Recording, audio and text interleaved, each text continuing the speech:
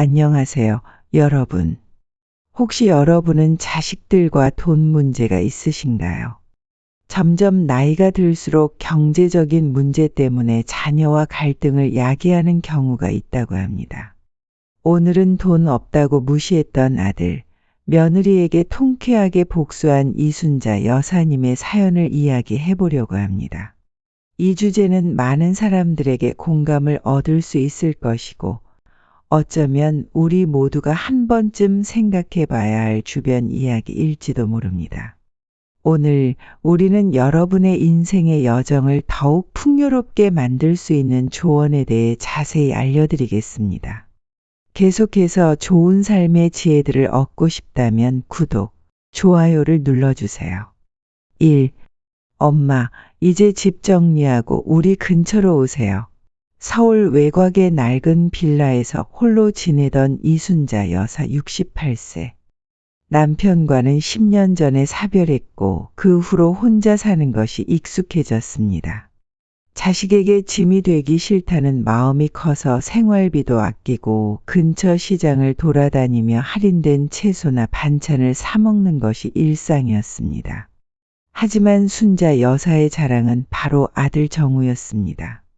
대학병원 의사로 성공한 아들이 있다는 사실만으로도 그녀는 마음의 위안을 삼았죠. 그러나 정우가 결혼한 이후 그와의 관계는 조금씩 멀어졌습니다.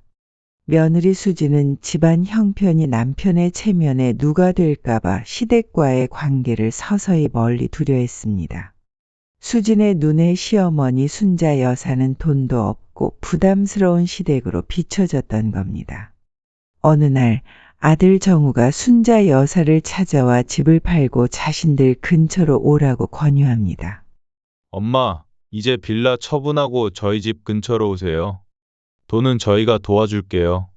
월세라도 좋은 곳 구해드릴게요. 며느리 수진이 덧붙여 말합니다. 사실 어머니가 혼자 집 갖고 있는 거 요즘 시대엔 부담만 돼요. 괜히 유지비만 들고 어머니도 집 팔면 좀 편하게 살 수 있잖아요? 순자 여사는 그 말에 속이 상했지만 애써 웃으며 대답합니다. 그래, 알았다. 천천히 생각해 볼게. 하지만 속으로는 내가 너희한테 무시당할 만큼 초라한 사람인가. 순자 여사의 가슴엔 자존심의 상처가 났습니다. 평생 어렵게 살아도 자식만큼은 남 부럽지 않게 키우려고 애썼는데 이제는 집을 팔라는 말까지 듣게 되니 마음이 씁쓸했습니다. 아들이나 며느리가 진심으로 그녀의 안위를 걱정해서 그런 말을 하는 게 아니라는 걸 본능적으로 알 수 있었죠. 돈 없고 힘없는 노인네로 보인다는 사실이 참담했습니다. 그날 이후 순자 여사는 조용히 그러나 확실하게 복수를 준비하기로 마음먹었습니다. 2. 순자 여사의 숨겨둔 보물. 순자 여사는 아들이나 며느리가 모르는 비밀 자산이 있었습니다. 남편이 생전에 사둔 상가 건물과 오피스텔 몇 채가 그녀의 이름으로 등록돼 있었죠. 그녀는 남편과 함께 일군 이 자산들을 지금까지 숨겨두고 있었습니다. 재산이 많다는 걸 알면 아들이나 며느리가 진심으로 자신을 대하지 않을까 두려웠던 탓이었습니다. 게다가 순자 여사는 매달 꼬박꼬박 나오는 상가 월세와 오피스텔 임대료 덕분에 생계 걱정 없이 살고 있었습니다. 아들이나 며느리에게 손을 벌린 적은 한 번도 없었죠. 이젠 내가 할 수 있는 복수는 확실히 해야겠다. 순자 여사는 빌라를 처분할 생각이 없을 뿐 아니라 그들이 자신을 함부로 대하지 못하도록 특단의 조치를 준비했습니다. 3. 순자 여사의 깜짝 선언. 며칠 뒤 순자 여사는 정우와 수진 부부에게 전화를 걸어 만나자고 했습니다. 그들은 무슨 일인지 궁금해하며 약속 장소로 나왔죠. 차 한 잔을 나누며 순자 여사는 평온한 얼굴로 말했습니다. 나 여행 좀 다녀오려고 해. 아들과 며느리는 의아한 표정을 지었습니다. 여행이요? 어디로요? 정우가 물었습니다. 유럽으로 한두 달 다녀올까 싶어. 여행 상품 예약해놨으니 곧 출발해. 정우는 순간 당황했습니다. 엄마, 유럽 여행은 돈이 많이 드는데 준비는 됐어요? 아유, 걱정 말아라. 내 돈으로 다 해결했으니 신경 쓰지 마. 며느리 수진이 못마땅한 얼굴로 중얼거렸습니다. 이 나이에 무슨 유럽 여행이에요. 나중에 편하게 쓸 돈 아껴야죠. 순자 여사는 여유 있는 미소를 지으며 대꾸했습니다. 나중엔 무슨 나중이야. 늙으면 늙은 대로 지금 누릴 수 있을 때 즐겨야지. 4. 부모를 함부로 대하면 돌아오는 결과. 유럽 여행에서 돌아온 순자 여사는 더 큰 복수를 감행하기로 마음먹었습니다. 바로 상가 건물과 오피스텔을 처분해 자신을 위한 전원주택과 노후 생활에 필요한 모든 것을 준비하는 것이었죠. 아들은 당연히 엄마가 자기네 아파트 근처로 이사 올 거라고 기대했습니다.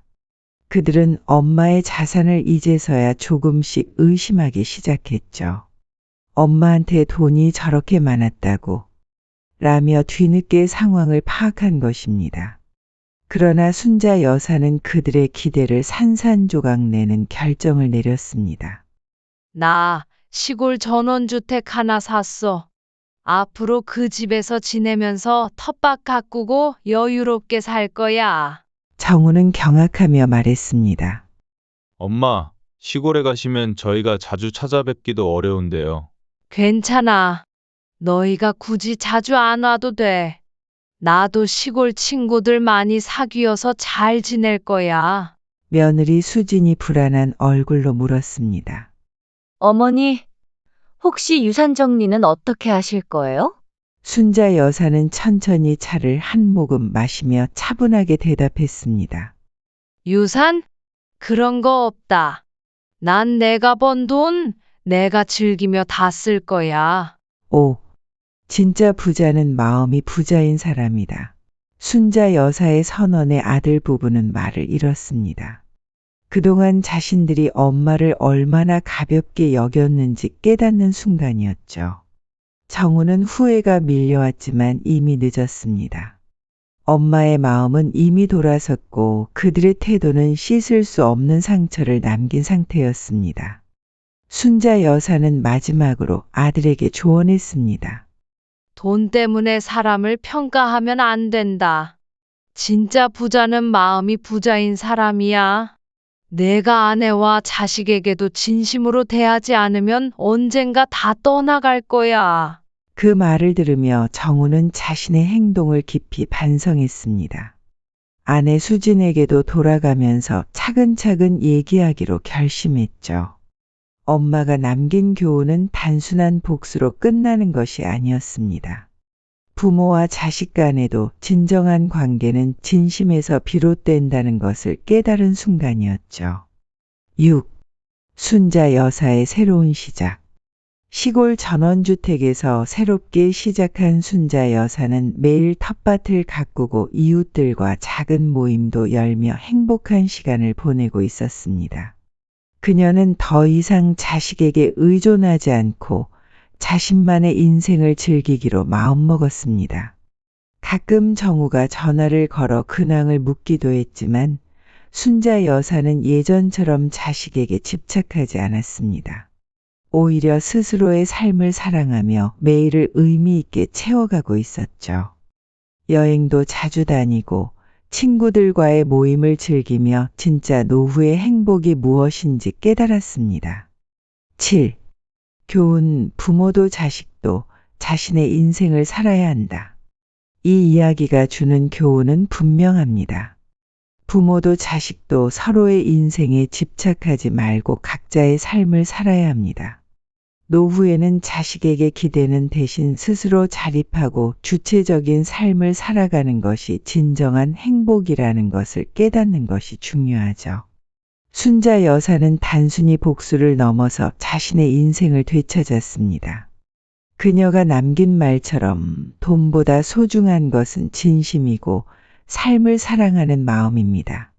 자식에게 얽매이지 않고 스스로의 행복을 찾은 그녀의 모습은 모든 노년층에게 큰 울림과 교훈을 전합니다. 이상으로 돈 없다고 무시했던 아들, 며느리에게 통쾌하게 복수한 엄마의 이야기해 보았습니다. 결국 관계의 본질은 돈이 아니라 마음입니다. 노후의 진정한 행복을 원한다면 자식에게 모든 것을 걸기보다는 스스로의 삶을 충실히 살아가는 것이 필요합니다. 이순자 여사의 이야기는 단순한 복수가 아니라 부모와 자식 간의 관계에서 진정한 가치가 무엇인지 일깨워주는 따뜻한 메시지입니다. 여러분의 가족 관계에 작은 도움이 되길 바라며 내용이 마음에 들었다면 구독, 좋아요 눌러주세요. 이 영상을 시청해 주셔서 감사합니다. 다음 영상에서도 더 유익한 정보와 지혜를 나누겠습니다. 행복한 하루 되세요.